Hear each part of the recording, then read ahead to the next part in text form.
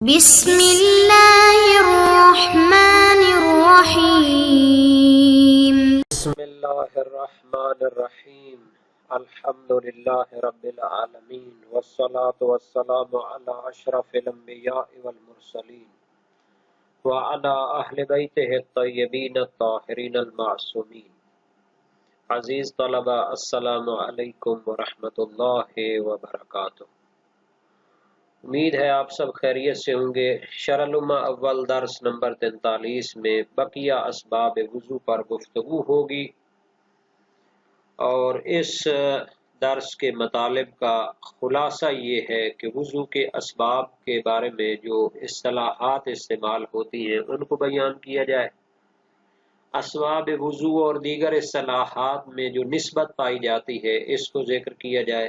نیند کے موجب وضو ہونے کی تحقیق شیخ صدوق کا اس میں جو نظریہ ہے اس پر بھی گفتگو ہوگی، اور دیگر اسباب وضو بھی یہاں پر زیر بحث آنے والے ہیں۔ سب سے پہلے تو اس کے درمیان جو وضو کے جو اسباب ہیں ان کے لیے جو اصطلاحات ہوتی ہیں ان کو ذکر کرتے ہیں۔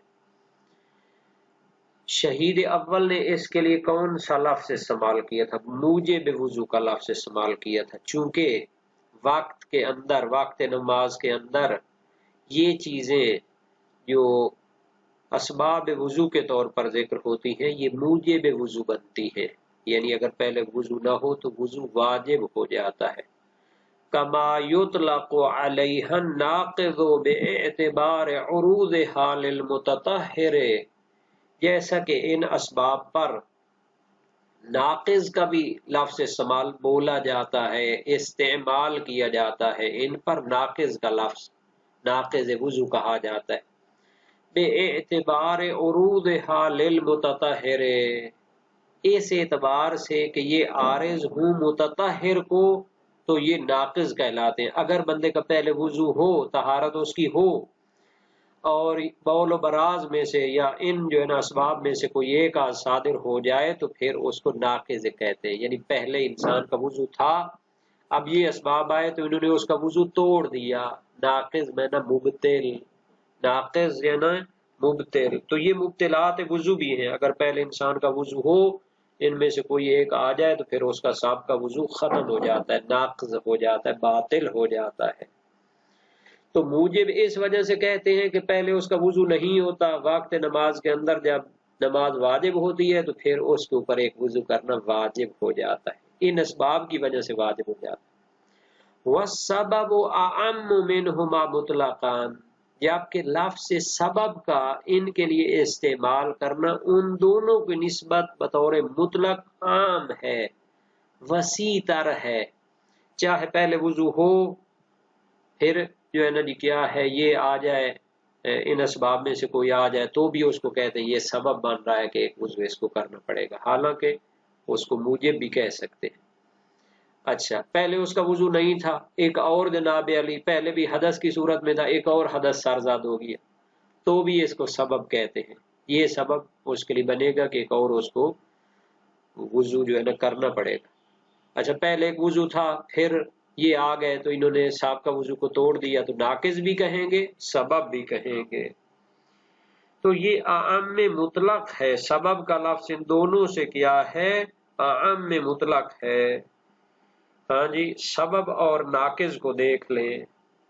ہاں جی، اگر حدث صادر ہو وضو کے بعد تو اس حدث کو ناقض بھی کہتے ہیں اور سبب بھی کہتے ہیں، لیکن اگر دوسرا حدث صادر ہو تو اس حدث کو سبب تو کہتے ہیں، ناقض نہیں کہتے، کیونکہ پہلے بھی حدث کی صورت چل رہی تھی، اب ایک اور سبب آ گیا، ایک اور حدث آ گیا تو یہ سبب تو ہوگا لیکن ناقض نہیں ہوگا۔ ناقض تو تب ہوتا جب پہلے کوئی طہارت ہوتی، تو جب طہارت نہیں تھی تو یہ ناقض نہیں کر رہا، سابقہ طہارت کو باطل نہیں کر رہا، لیکن سبب تو ہے۔ سبب اور موجب کے درمیان بھی عام خاص مطلق کی نسبت ہے۔ نماز کا وقت داخل ہونے کے بعد اگر حدث صادر ہو تو اس کو موجب بھی کہتے ہیں، کیونکہ موجب بھی بن رہا ہے، وہ نماز کے لیے وضو واجب ہو جائے گا۔ اور سبب بھی ہے، لیکن وقت نماز سے پہلے اگر صادر ہو حدث تو وہ سبب تو ہوگا لیکن موجب نہیں ہوگا۔ کما ان بینہما عموما من واجہ، جیسا کہ خود ان دونوں میں عموم واجہ کی نسبت پائی جاتی ہے، عموم من واجہ کی نسبت پائی جاتی ہے، ناقض اور موجب کے درمیان، یعنی ناقض اور موجب کے درمیان عموم من واجہ کی نسبت پائی جاتی ہے۔ وہ کیسے ہے جناب؟ ناقض اور موجب کو دیکھتے ہیں۔ لِتَصَادُقِهِمَا عَلَى الْحَدَثِ بَعْدَ الطَّهَارَةِ فِي وَقْتِ صَلَاةٍ وَاجِبَةٍ، دونوں نام صادق آئیں گے جب واجب نماز کے وقت میں طہارت کے بعد حدث سرزد ہو تو وہ ناقض بھی ہوگا اور موجب بھی ہوگا۔ واجب وقت کا نماز داخل ہو گیا، اب واجب نماز کا وقت داخل ہو گیا، اب جناب علی ایک حدث سرزد ہوا تو یہ موجب ہے، کیونکہ نماز کے وقت کے اندر جب وہ سرزد ہو رہا ہے تو ایک طہارت کو واجب کر رہا ہے۔ ناقض کیوں ہے؟ چونکہ جناب علی طہارت کے بعد سرزد ہوا ہے، اگر واجب نماز کا وقت ہو گیا تھا اس نے پہلے ایک وضو کیا ہوا تھا، اب اگر وہ سرزد ہو رہا ہے تو یہ ناقض بھی ہے، سابقہ طہارت کو ختم کر رہا ہے۔ وَيَفْتَرِقُ الْمُوجِبُ عَنِ النَّاقِضِ بِالْحَدَثِ بَعْدَ الْحَدَثِ فِي وَقْتِ الصَّلَاةِ، فرماتے ہیں کہ نماز کے وقت میں حدث کے بعد ایک حدث سرزد ہوتا ہے تو یہاں پر موجب کا لفظ استعمال ہوتا ہے لیکن ناقض کا لفظ استعمال نہیں ہوگا۔ کیوں جناب؟ چونکہ اب حدث کی صورت چل رہی تھی، ایک اور حدث سرزد ہو گئی ہے نماز کے وقت میں تو موجب تو ہوگا، کیونکہ نماز کے لیے ایک وضو تو کرنا واجب ہو جائے گا اس دوسرے کی وجہ سے بھی، لیکن اس کو ناقض نہیں کہیں گے جناب، چونکہ پہلے اس کی طہارت نہیں تھی کہ اس کو وہ توڑ دے۔ وَيَفْتَرِقُ النَّاقِضُ مِنَ الْمُوجِبِ بِالْحَدَثِ بَعْدَ الطَّهَارَةِ فِي غَيْرِ وَقْتِ الصَّلَاةِ، نماز کے وقت کے علاوہ اگر انسان کی طہارت ہو اور کوئی حدث سرزد ہو جائے تو یہ ناقض تو کہلائے گا لیکن موجب نہیں کہلائے گا۔ کیوں جناب؟ نماز کے وقت کے علاوہ بھی اگر انسان کا وضو چل رہا ہو اور ان اسباب وضو میں سے کوئی سرزد ہو جائے تو یہ مبطل تو ہے وضو کے لیے، تو یہاں مبطل تو ہوگا لیکن موجب نہیں ہوگا۔ تو یہ ہو گیا جناب علی ان میں جو نسبتیں ہیں، خود ناقض اور موجب کے درمیان نسبت عموم من واجہ کی ہے، ایک نقطہ اجتماع ہے، دو نقطہ افتراق ہیں۔ نقطہ اجتماع کون سا ہے؟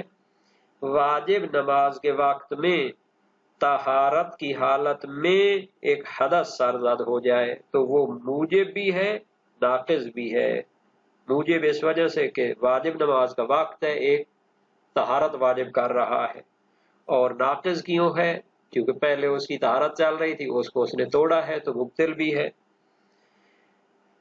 موجب ہے لیکن ناقض نہیں ہے، واجب نماز کا وقت ہے، حدث کی صورت چل رہی تھی، ایک اور حدث آ گیا تو یہ موجب ہے لیکن ناقض نہیں ہے، ناقض ہے لیکن موجب نہیں ہے۔ نماز کے وقت کے علاوہ اگر طہارت کی صورت میں ہو انسان کوئی حدث سرزد ہو تو یہ ناقض ہے، طہارت سابقہ کو باطل کرتا ہے لیکن موجب نہیں ہے۔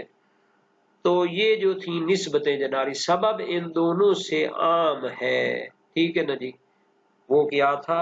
عام خاص مطلق کی نسبت تھی، سبب عام مطلق تھا اور وہ جو تھے وہ اخاص سے مطلق تھے، ان کو بھی ہم نے بیان کر دیا ہے۔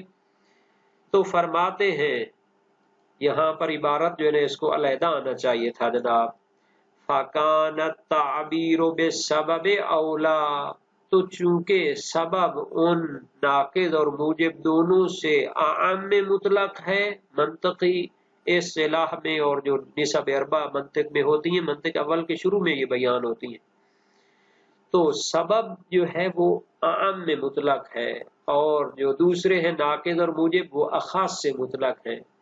تو شہید اول کے لیے بہتر تھا کہ وہ سبب کی تعبیر استعمال کرتے، چونکہ ایک عمومی ترین جو ہے نا جی اصطلاح اور لفظ استعمال کرنا، تعبیر استعمال کرنا وہ بہتر ہوتا ہے، چونکہ سبب کا جو استعمال ہے ان چیزوں کے لیے وہ ہمیشہ صحیح ہے، لیکن موجب یا ناقض کا جو لفظ ہے وہ جناب علی خاص ہے، بعض صورتوں کو شامل ہے، بعض صورتوں کو شامل نہیں ہے۔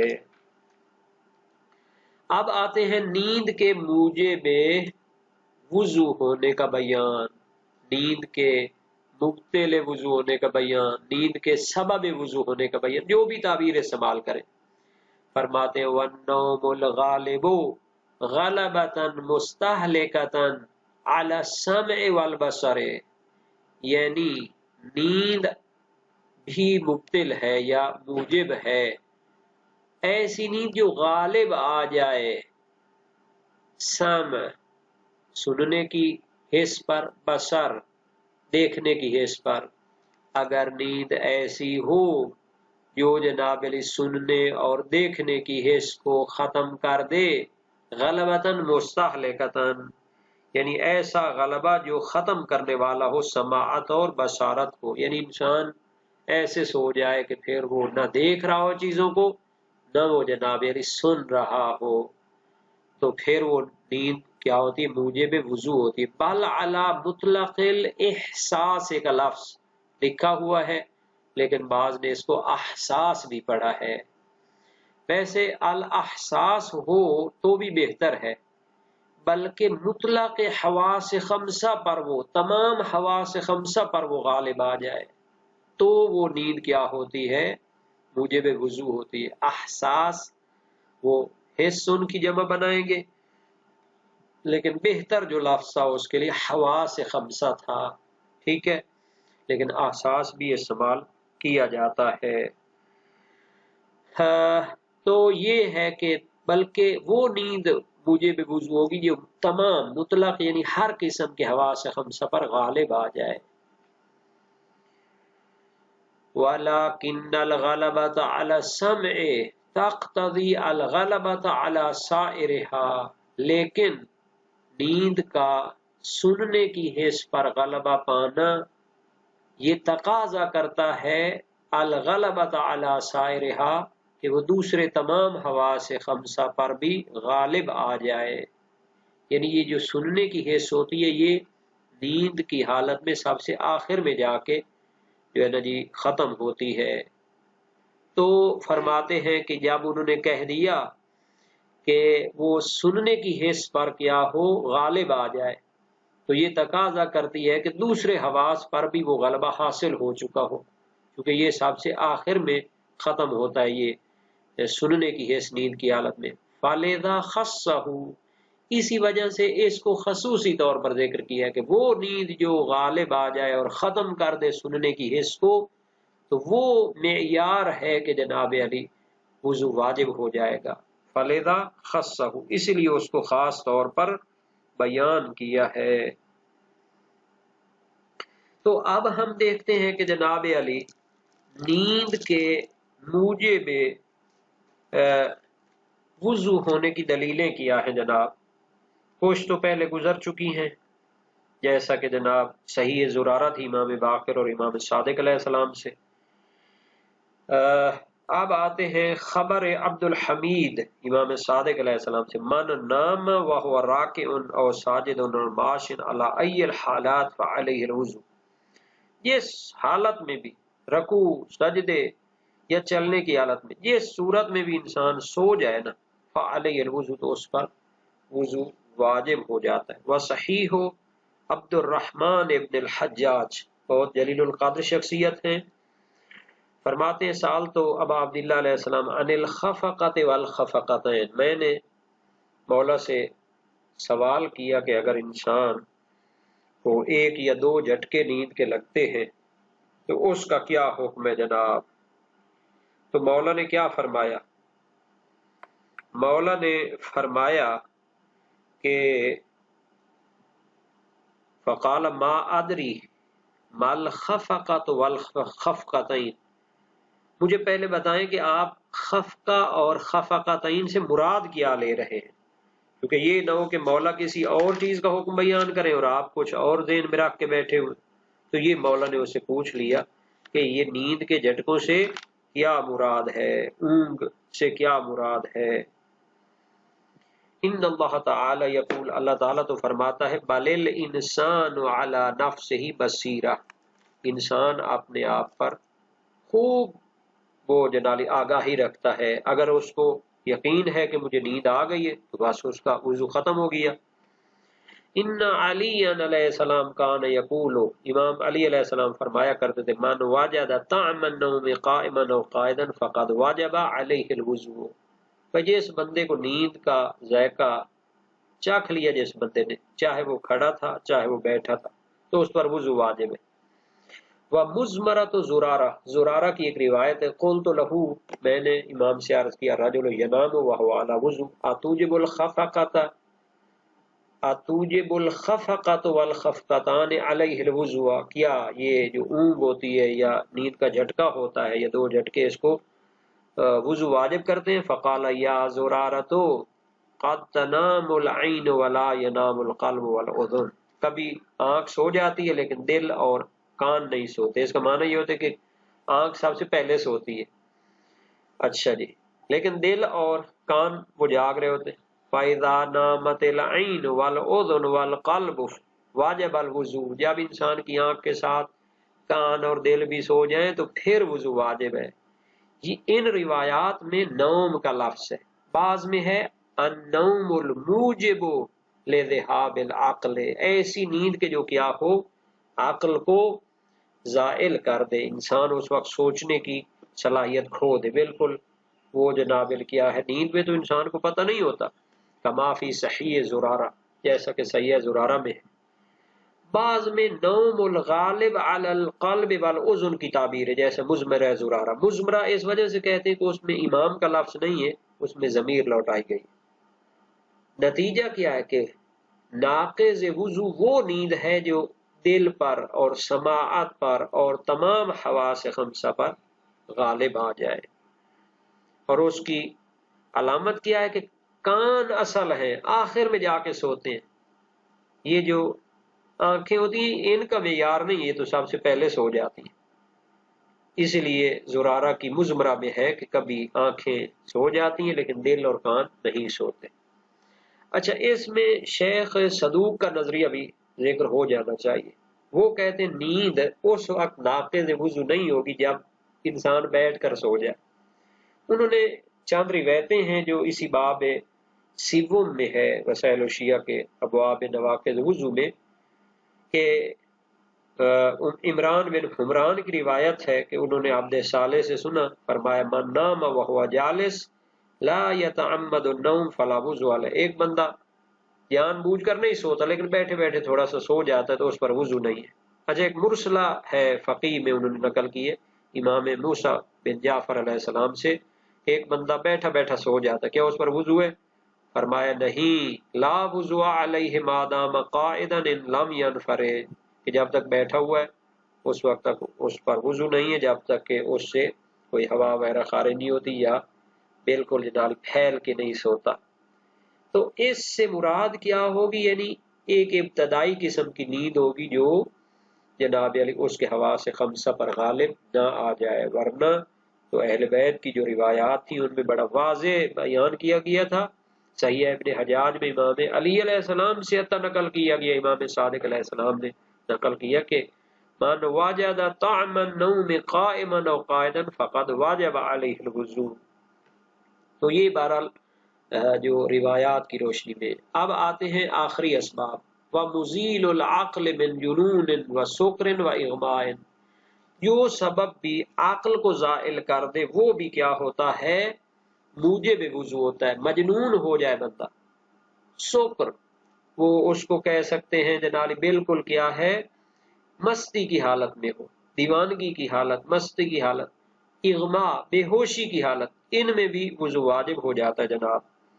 تو صحیح ہے زرارہ میں اس کا ذکر تھا کہ جو چیز عقل کو زائل کر دیتی ہے وہ بھی کیا ہوتی ہے؟ موجب وضو ہوتی ہے۔ اسی طرح خبر عبداللہ بن مغیرہ و محمد بن عبداللہ امام رضا علیہ السلام سے ہم نے اس شخص کے بارے میں سوال کیا جو اپنی جو ہے نا جی دابہ یعنی چوپائے سواری پہ سو جاتا ہے، فرمائے اذا ذهب النوم بالعقل فليعد الوضو، جب عقل اس کی نیند کے ذریعے عقل اس کی ختم ہو جائے تو پھر وضو واجب ہے۔ اسی طرح اور بھی روایات ہیں۔